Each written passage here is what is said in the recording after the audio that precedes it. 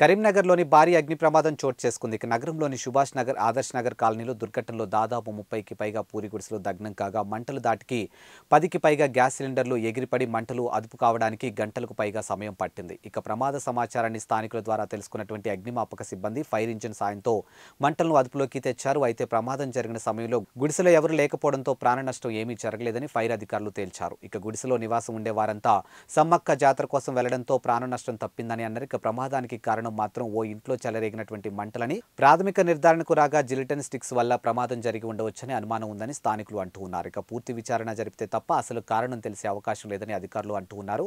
ప్రమాద స్థలిని స్థానిక ఎమ్మెల్యే గంగుల కమలాకర్ సందర్శించి బాధిత కుటుంబాలను పరామర్శించారు.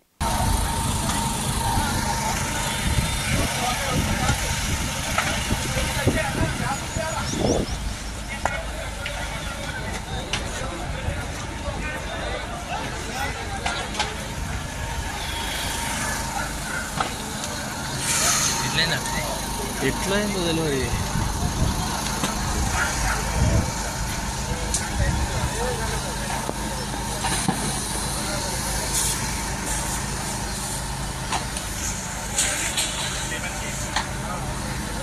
అక్కడ ఒక సిలిండర్ ఉంది చూడు.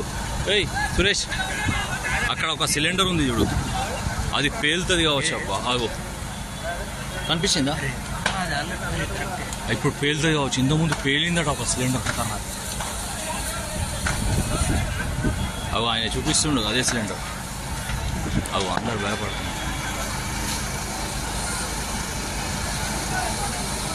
ఈరోజు కరీంనగర్ టౌన్లో జరిగిన అగ్ని ప్రమాదం రేణి హాస్పిటల్ వెనకాల ఉన్నటువంటి సుమారు దాదాపు 20-25 గుడిసెలు ఉన్నాయండి. ఇందులో పబ్లిక్ అంతా సమ్మక్క సారక్క జాతరకు పోయిందని తెలిసింది. ఫైర్ కాల్ అయిందని ఇన్ఫర్మేషన్ రాగానే ఇమీడియట్గా కరీంనగర్ ఫైర్ వెహికల్ అని మా ఫైర్ ఆఫీసర్ గారు టర్న్అవుట్ అయినరు. ఇమీడియట్గా వీడికి వచ్చేసరికి పరిస్థితి చాలా తీవ్రంగా ఉండే. సిలిండర్లు అప్పటికే 2-3 గ్యాస్ సిలిండర్లు పేలిపోయి ప్రమాదం చాలా డేంజర్గా ఉండే.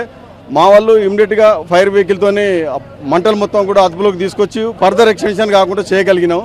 ఈ యొక్క ప్రమాదంలో కారణం ఏంటనేది అయితే ఇంకా తెలియలేదు. పోలీస్ డిపార్ట్మెంట్తోని కలిసి ఉమ్మడిగా ఇన్వెస్టిగేషన్ చేసి తెలిసిన తర్వాత ఇప్పుడైతే ఎవరికి కానీ ఇంజురీస్ కానీ తర్వాత లైఫ్ లాస్ కానీ జరగలేదు.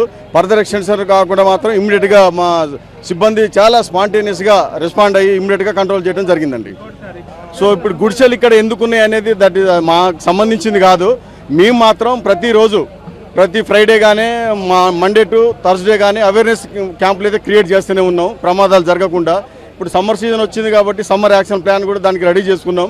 మేము ఇంత ట్రైనప్ అయి ఉన్నాం కాబట్టి ఇమీడియట్గా కంట్రోల్ చేయడం జరిగిందండి. ఫ్యూచర్లో కూడా ప్రమాదాలు జరగకుండా పబ్లిక్లో ఎక్కువ అవేర్నెస్ తీసుకొచ్చి ప్రమాదాలు జరగకుండా కాపాడే ప్రయత్నం చేస్తూ ఉంటాం.